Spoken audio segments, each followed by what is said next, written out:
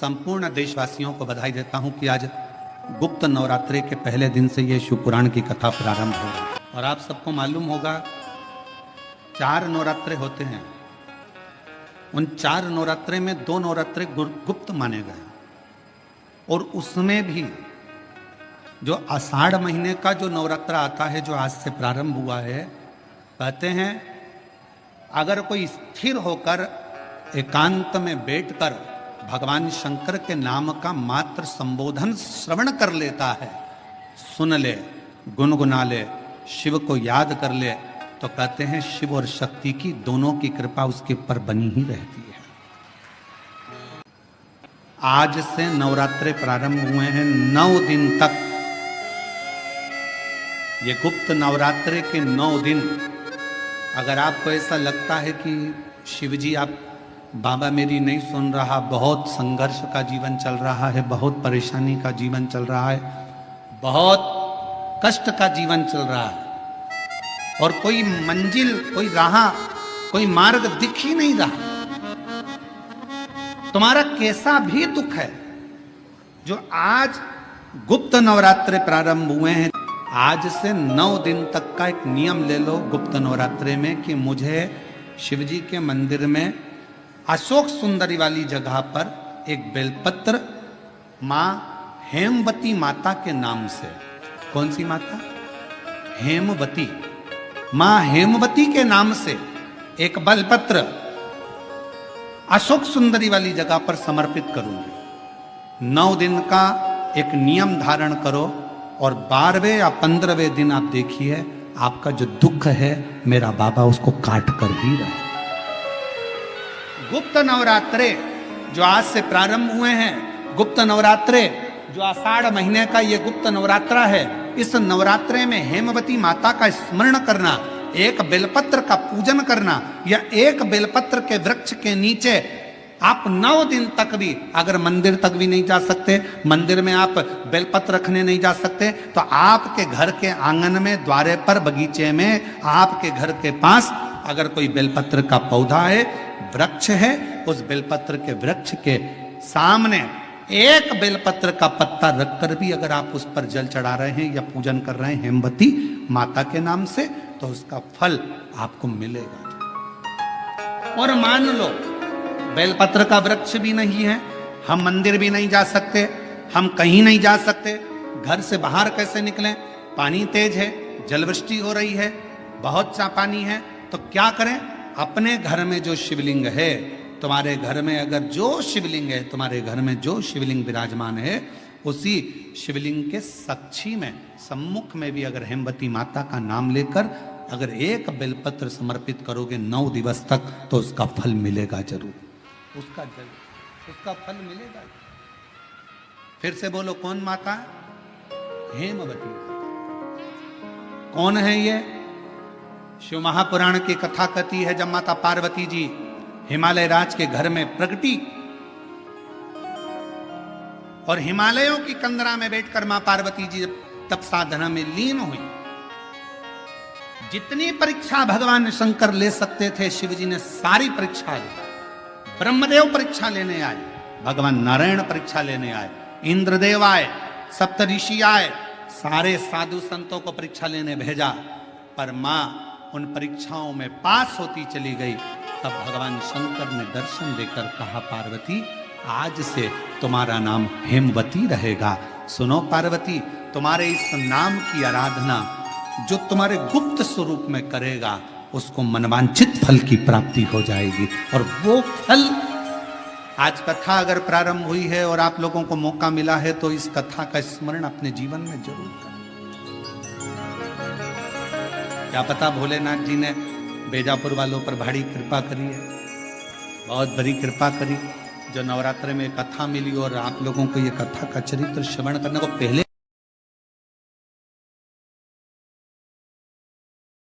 नवरात्रि में जितनी शंकर की आराधना कर सकते हो उतनी करो। शंकर की आराधना करने से नवरात्रि में शक्ति का बल बढ़ता।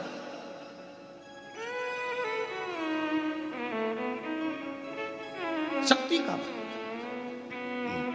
क्यों गुरुजी नवरात्र में शंकर जी की आराधना क्यों करना चाहिए? हमने कहा अगर माता रानी से जो मांगना है तुम्हें, अगर तुमने नवरात्रे में शिव जी की आराधना करिए, शंकर की कथा सुनिए, शंकर की आराधना करिए, शिव स्तुति करिए, शंकर को एक लोटा जल चढ़ाया, मां आद्य शक्ति तुम्हारे पर कृपा करेगी। क्यों?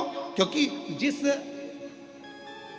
जिस स्थान पर शिवलिंग रखा होता है और जो हस्त कमल है वो माँ पार्वती जगत जननी दुर्गा भवानी है। जब हम जल चढ़ाते हैं माँ आद्य शक्ति अम्बा जगदम्बा 64 योगिनियों पर वो जल चढ़ जाता है और जगत जननी नवरात्र में प्रसन्न हो जाती है। वो जल की इतनी महत्वता है।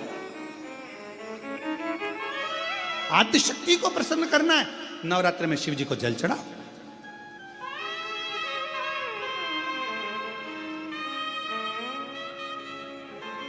कोई बेटा बेटी है,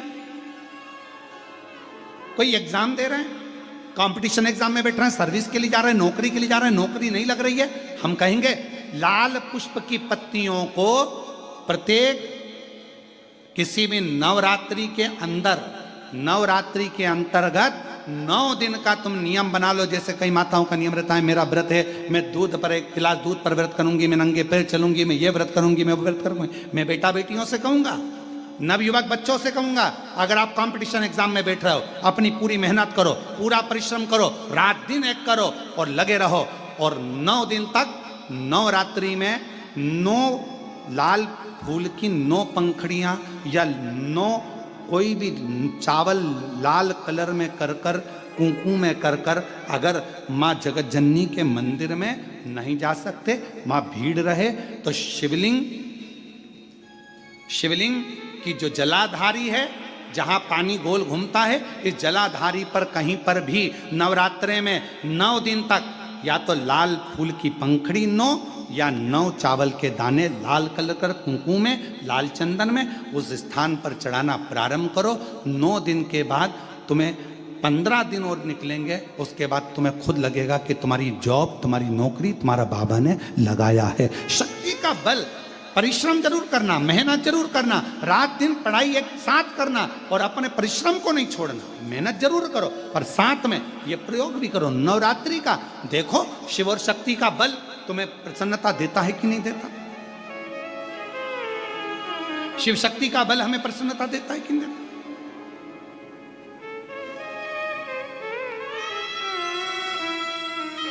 अब कई लोग ऐसे होते हैं, हम नवरात्रि आई है, माता रानी को भज रहे हैं, जगत जननी दुर्गा भवानी को भज रहे हैं, पर शिव जी के मंदिर तक नहीं जा रहे, समय नहीं मिल रहा मंदिर जाने का, क्योंकि माता जी के मंदिर जाते हैं, माता जी को प्रणाम। अरे उस शंकर को पहले भजो, सवेरे उठते से ही पहला 1 लोटा जल शिव को, क्योंकि उसी के माँ जगत जननी हस्तकमल पर जल जाना जरूरी है। शंकर का चढ़ा वो हमें फल प्रदान करे, सुख दे, आनंद का दे। और महादेव नमन चरणों में स्वीकार कीजिए, सबका किया है मेरा भी उद्धार कीजिए, उद्धार कीजिए। हे त्रिपुंडधारी, हे त्रिशूलधारी, हे त्रिपुंडधारी, हे त्रिशूलधारी। आप भजो।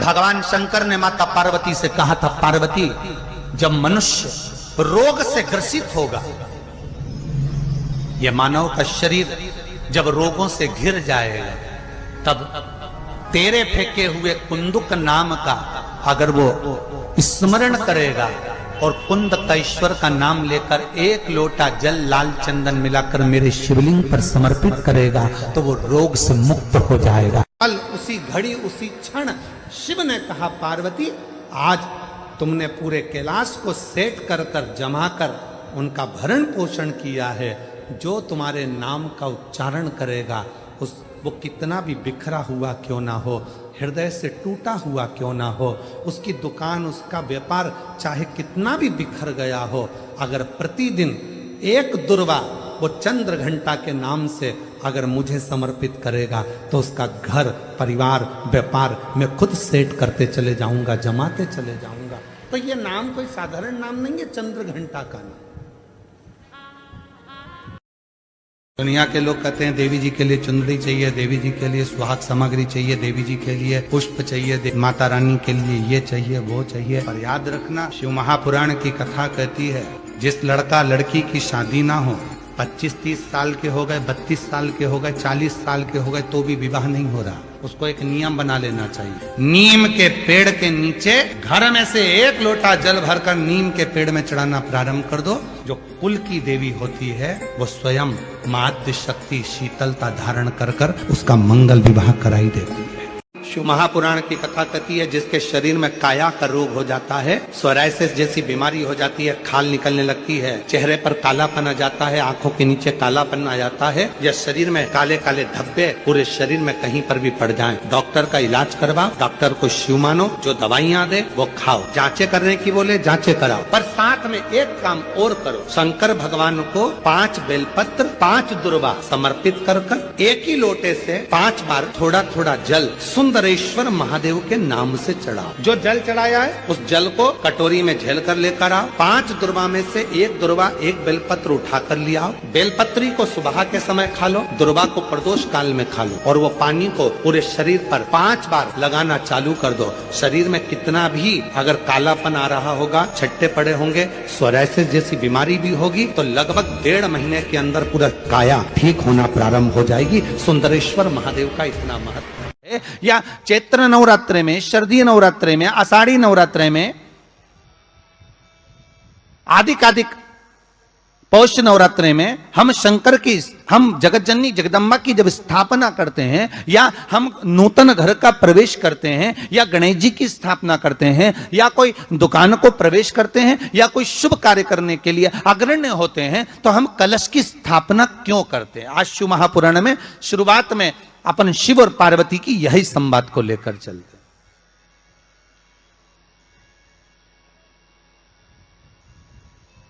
आखिर कलश में ऐसा क्या है? कलश के अंदर आखिर ऐसा क्या विराजमान है कि 33 कोटि देवता उस कलश के अंदर आकर बैठ जाते हैं? महाराज,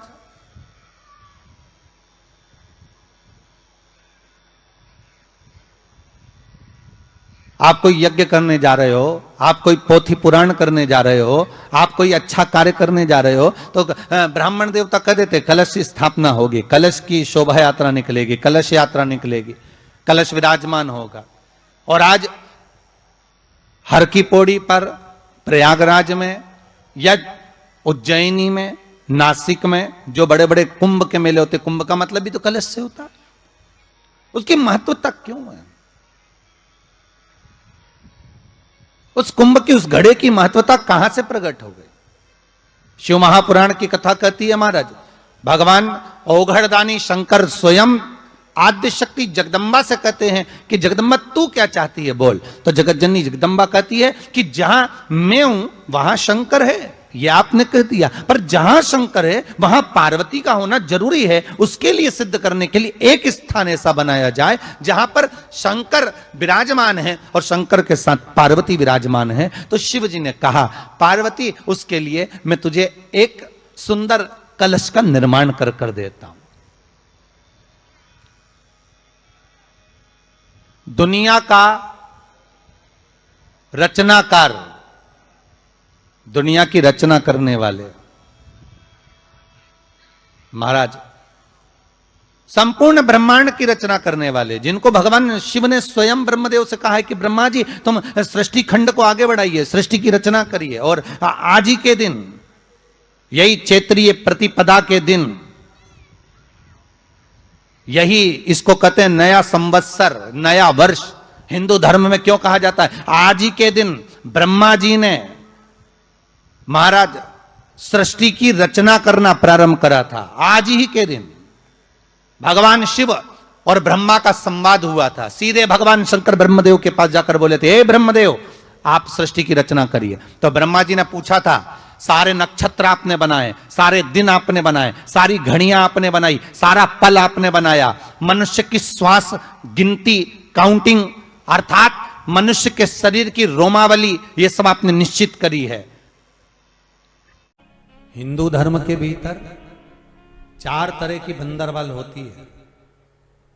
पहली, आम के पत्ते की बंदरवाल, जब हमारे यहाँ सत्यनारायण भगवान की कथा करते हैं, ब्याह होता है, शादी होती है, शुभ कार्य होता है, तो दरवाजे पर आम की बंदरवल लगती है। ये शुभ कार्य की सूचक है। दूसरे नंबर पर है पीपल के पत्ते की बंदरवल। ये अमावस्या के एक दिन पहले लगती है और अमावस्या के दूसरे दिन उतरती है और इसको फिर ठंडा कर दिया जाता है। ये जिसके घर में पितृदोष होता है, 1 रुपए कमाओ 1.25 रुपए खर्च वाला काम हो या मानसिक टेंशन कुछ चल रहा हो, तो पीपल के पत्ते की बंदरवल लगाई जाती है। तीसरे नंबर पर होती है नीम की बंदरवल। ये गुणी पूर्णिमा का जो दिन रहता है, चैत्री नवरात्रि जिस दिन प्रारंभ होते हैं, नया संवत्सर जिस दिन प्रारंभ होता है, उस दिन नीम के पत्ते की बंदरवल लगती है, जो नवरात्रि के 9 दिन तक दरवाजे के बाहर लगी होती है, जिससे घर में कोई नई बीमारी प्रवेश नहीं करती, वो बीमारी बाहर निकल जाती है। इसको नीम के पत्ते की बंदरवल। चौथे नंबर की होती है आम के पल्लव, आम के पत्ते, पीपल के पत्ते और नीम के पत्ते, इन तीनों की बंदरवल। ये बंदरवल दशहरे के दिन लगती है। 10वीं तिथि को लगकर एकादशी, द्वादशी तक लगी रहती है और त्रयोदशी के दिन इसको निकालकर विसर्जन कर दिया जाता है। ये जिस घर में लोग चिड़चिड़ प्रवृत्ति करते हो, क्रोध उत्पन्न होता हो, घर में सामंजस्य नहीं बन रहा हो, आपस में क्लेश बढ़ रहा हो, कोई किसी की नहीं सुनता हो, तब ये आम के पत्ते की, पीपल की और नीम के पत्ते की पल्लव बंदरवाल लगाई जाती है। ये दशहरे के दिन 10वीं के दिन लगती है। 10वीं, एकादशी, द्वादशी और त्रयोदशी के दिन इसको निकाल दिया जाता है। महाराज ये एक बंदरवाल, ये 4 तरह की बंदरवाल हमारे हिंदू धर्म में वर्णन करी गई है महाराज, जो दरवाजे पर लगाई जाती है, शुभ कार्य के लिए इसको लगाया जाता है। एक बेलपत्र में इतना बल होता है कि 64 योगिनियां, 33 कोटि देवताओं की धर्म पत्नियां, देवियां, 64 योगिनियां, देवियां, सारी सिद्धियां, निधियां, सब बेलपत्र के इस पत्ते के दोनों पत्ते और पत्ते के बीच में जो डंडी होती है, जो बची हुई जगह होती है, सारी निधि, सारी सिद्धि और सारी देवियों का स्थान होता है। जब हम एक बेलपत्र को दिल से अपनी कामना कर कर देवाधिदेव महादेव को, ये शिवलिंग जलाधारी, ये जल बहता है, तो बेलपत्र समर्पित करते हैं दक्षिण में बैठकर जब डंडी का मुख उत्तर की ओर कर कर बेलपत्र अपने मन से कामना कर कर शिवलिंग पर समर्पित करते हैं, तो ऐसी कोई कामना नहीं जो मेरा महादेव पूरी ना करता। अष्टमी के दिन कन्याओं का भोजन कराओ या नवमी के दिन कन्याओं का भोजन कराओ, पर देवी भागवत तो कहती है, देवी भागवत तो वर्णन करती है कि पहले नवरात्रे से लेकर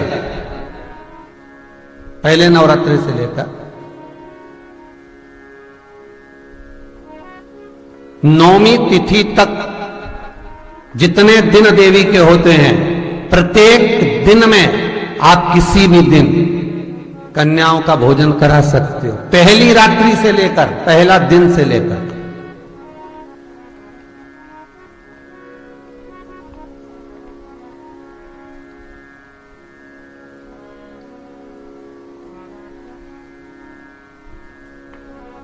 नवरात्रि मालूम है कब से लगती है? आप लोगों को ज्ञात होगा ना, नवरात्रि कब से लगती है? अमावस्या से कि एकम से? अरे जितने लोग सुन रहे हो जरा बोलो तो भाव से। अमावस्या से लगती है कि एकम से लगती है? तो सब लोग कहेंगे महाराज जी पड़वा से लगती है, एकम से। पर देवी भागवत कहती है अगर एकम से लगी तो नवरात्रि पूर्ण कैसे हुई? एकम का दिन लगी तो एकम के दिन की रात्रि, फिर दूज के दिन की रात्रि, तीज के दिन की रात्रि, चतुर्थ दिन की रात्रि, पंचम दिन की रात्रि, छठे दिन की, 7वें दिन की, 8वें दिन की, 9वें दिन की रात्रि। पर 9वें दिन तो सुबेरे पूजन करके, यज्ञ करके, अनुष्ठान करके देवी को विसर्जन कर दिया, फिर नवरात्रि पूर्ण कैसे हुई? नवरात्रि की पूर्णता होती है अमावस्या की रात से गिनी जाती है। कौन से दिन से गिनते हैं? अमावस्या की रात्रि, फिर एकम की रात्रि, फिर दूज की रात्रि, ऐसे गिनते गिनते अष्टमी की रात्रि तक और नौमी के दिन सुबह तक या दोपहर तक या शाम तक, जब तक आप यज्ञ ना करें तब तक ये 9 रात्रियां पूर्ण गिनी जाती हैं महाराज देवी भागवत के हिसाब से, पूर्णता में गिनी जाती। अब हमने कन्या भोजन का जो क्रम बनाया, अष्टमी के दिन करा देंगे, नवमी के दिन करा देंगे, इस तिथि को करा देंगे, पर भाव देखिए, शास्त्र कहता है भूखे को भोजन जब कराइए जब उसको भूख लगी हो, और ऐसों को कराइए जिसको जरूरत पड़ रही है।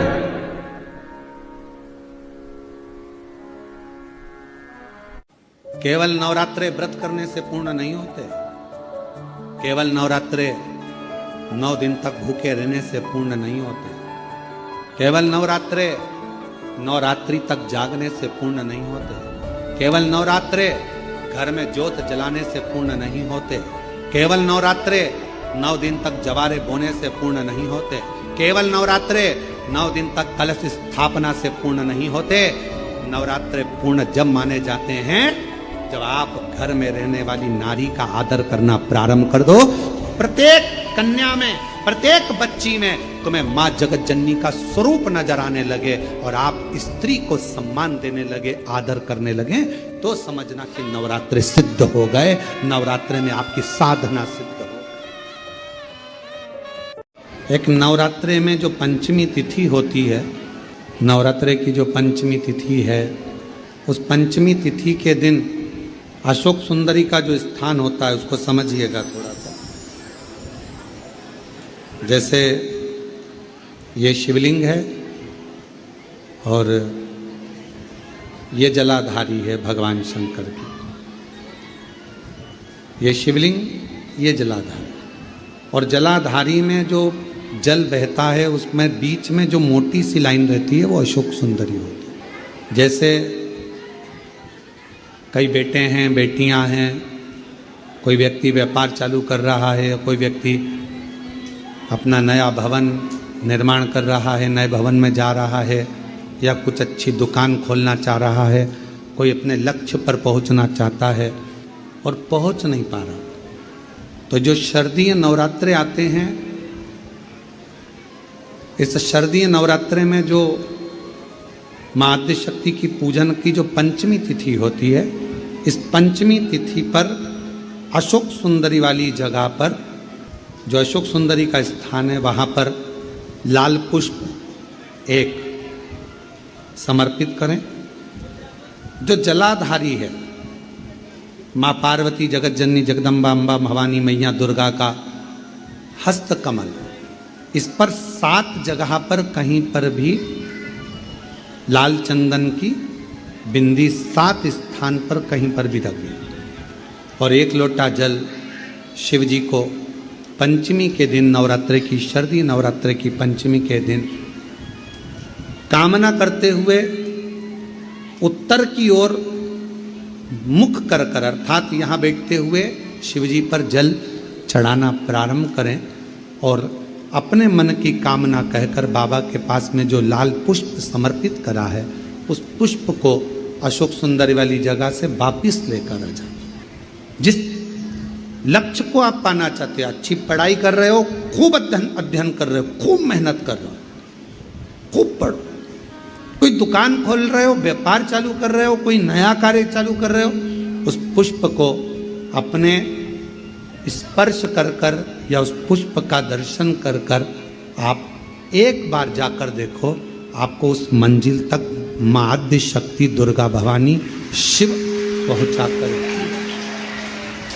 शंकर भाई। और एक निवेदन करूं आप लोगों से कि बन सके दुर्गा सप्तशती का पाठ अगर करते हो या दुर्गा सप्तशती को आप पढ़ते हो तो हिंदी का उसमें नीचे लेख आते रहते हैं, बहुत सारे वर्णन आते हैं, उसका भी पढ़ेंगे तो उसमें बहुत सारी बातें आपको बहुत अच्छी अच्छी, देवी भागवत में, दुर्गा सप्तशती में, इनमें बहुत सुंदर सुंदर कल्याण का, यदि गीता प्रेस गोरखपुर से जो कल्याण निकलती है, उस कल्याण का यदि देवी अंक अगर आप पढ़ेंगे माता दुर्गा भवानी पर, बड़ा सुंदर, उसमें भी बहुत सी चीज़ें मां आद्य शक्ति की आराधना की, साधना की, पूजन की पद्धति बहुत सुंदर, उसका ध्यान करें। शिव से कुछ अगर भगवान शंकर की हम आराधना कर रहे हैं, भगवान शंकर से अगर हम कुछ पाना चाह रहे हैं, तो भगवान शिव की सबसे पहले उससे साधना करो, शिव को पहले अपना बनाओ। कोई व्यक्ति बहुत बीमार रहता है, शरीर में कष्ट रहता है, उसको भोजन नहीं भाता, भूख नहीं लगती, भूख नहीं लग रही, भोजन नहीं भा रहा, भोजन नहीं भा रहा, भोजन अच्छा नहीं लग रहा, भूख नहीं लग रही, शरीर में अन्न नहीं लग रहा, दुबला पतला होते जा रहा है, शरीर खराब होते जा रहा है, तो उससे निवेदन है, अगर बन सके तो प्रयास करना। आप किसी भी देवी के मंदिर में जाकर, किसी भी देवी के मंदिर में जाकर एक दुर्वा, एक बेलपत्र माता के मंदिर में मां शकंभरी के नाम से रखना। उस दुर्वा को वापिस लाना, बेलपत्र को वापिस लाना। बेलपत्र सुबह के समय खाना और दुर्वा शाम के समय खाना। ये दो, एक बेलपत्र एक दुर्वा, लगभग 5 या 7 दिन तक लगातार आपने अगर कर लिया तो भूख भी लगेगी, भोजन भी भाएगा और स्वाद भी आएगा, आपको अच्छा लगेगा। शकंभरी माता का स्मरण कर कर जीव उदर पोषण कर लेता है, उदर। अगर किसी कामना के वश अगर हम दीप लगा रहे हैं या हमारे मन में कोई भाव उत्पन्न है और हम बाबा से कहना चाहते हैं कि बाबा मेरा ये कार्य है आप पूर्ण करिएगा, तो फिर शिव मंदिर में भी लंबी बाती का दीप आप प्रदोष या सोमवार की अष्टमी या सोमवार या आप शिवरात्रि को बाबा से निवेदन कर कर लगा सकते हैं। हाँ, विशेष जब कोई एक बहुत बड़ी बात हो और आपके कार्य में कहीं अटकल हो रही हो, तो एक ही दीप में 2 बाती, शिव और शक्ति, लंबी बाती बनाई, शिव और शक्ति के नाम से 2 बाती एक साथ एक दीप में भी लगा सकते हैं। पर कब? जब विशेष कोई आपका कार्य हो और वो अटक रहा हो, विशेष कोई कार्य, और आप बाबा से प्रार्थना कर रहे हो, तो 2 बाती का भी प्रयोग आप कर सकते हो। ऐसे शिव तत्व को जान सभी देशवासियों को, संपूर्ण सनातनियों को कंजका पूजन, कन्या पूजन, माँ देवी आराधना, अष्टमी, नवमी, सबकी बहुत बहुत बधाई देता हूं। आज भी माँ कांगड़ा, माँ चिंतपूर्णी, माँ मनसा, माँ करोली, माँ वैष्णवरानी, माँ ज्वाला, जितनी जितनी शक्तिपीठ है, सारी शक्तिपीठों में आज भी हलवे और चने का भोग लगता है। आज भी चना हलवा का भोग लगता है। कोई पूछे उनसे, क्यों साहब ये चने का भोग क्यों लगता है, ये हलवे का भोग क्यों लगता है, तो गुड़ की जगह हलवा है, पर चना आज भी उसी जगह पर है। चने का भोग आज भी माँ आदि शक्ति को लगाया। माँ तुम ही जग की माता, तुम ही हो भरता, मैया तुम ही हो भरता, भगतन के दुख हरता, संकट के दुख हरता, सुख संपत्ति करता। ओम जय अम्बे गौरी। माँ करुणा सागर, करुणा करने वाली, दया सागर, दया करने वाली।